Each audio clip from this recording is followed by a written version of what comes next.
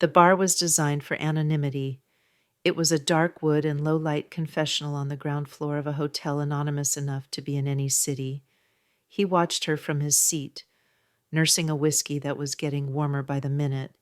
She wasn't his type, which was precisely what made her interesting.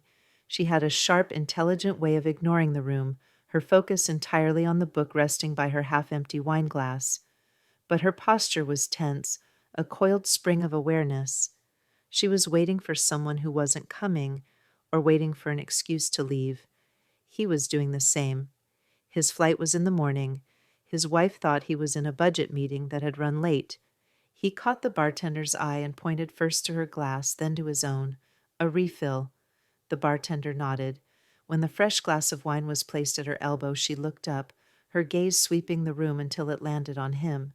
He gave a slight, almost imperceptible nod. No smile. It wasn't an invitation to conversation, just an acknowledgement, a shared moment of quiet desperation in a sea of business travelers. She raised her glass in a silent toast and returned to her book.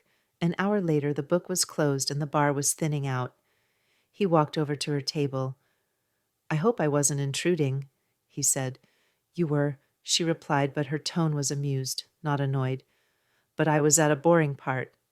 She gestured to the empty chair opposite her. "It seems my dinner companion has bailed."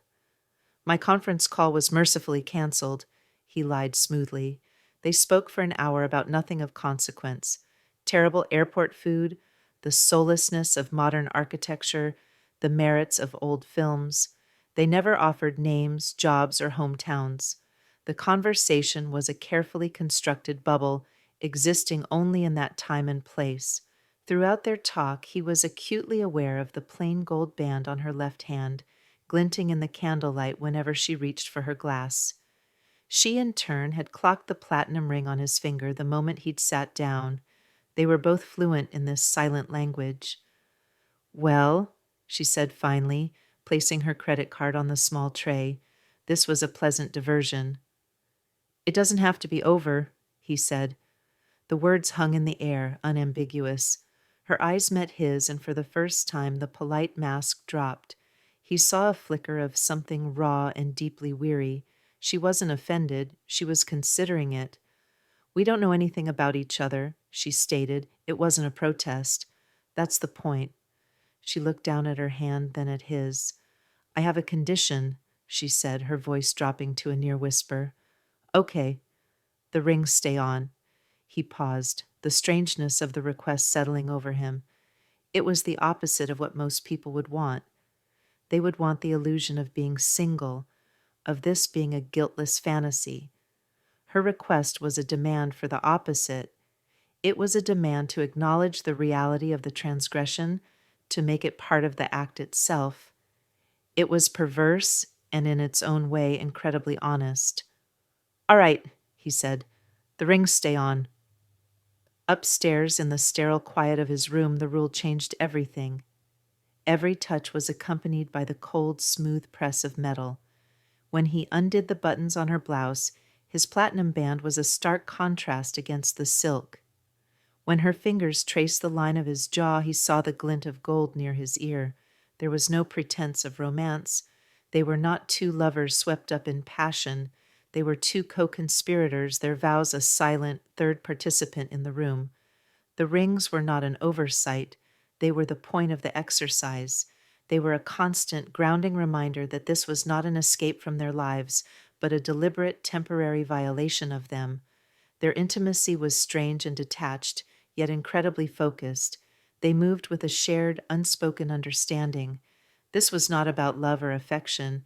It was about the thrill of a shared secret, a brief, anonymous alliance against the choices they had made years ago.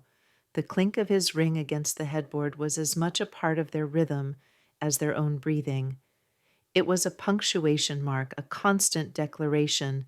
This is what we are doing, and we are doing it with our eyes wide open. In the morning, a shrill alarm from her phone jolted them awake. She fumbled for it, her movements suddenly frantic and clumsy.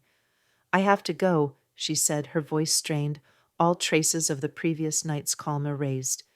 She dressed in a rush, not looking at him. a palpable sense of panic radiating from her. "Hey, slow down," he said, sitting up. "I'm late." "I can't be late," she muttered, grabbing her purse and slipping on her shoes. She was at the door in seconds. "Don't call the front desk. Don't ask about me. Just leave."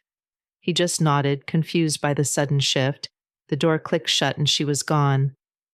He lay there for a long time, the silence of the room pressing in. As he got up to shower, he saw it on the floor by the bed, a small, elegant leather wallet she must have dropped in her haste. A decent person would try to return it. He picked it up, opening it to find a driver's license. The name meant nothing to him, but he wanted to see the face again, to connect it to the woman he'd just been with. He slid the license out. Tucked behind it was a small, folded photograph. Curious, he unfolded it. His blood ran cold. The picture showed two women, arms around each other, laughing on a sunny patio.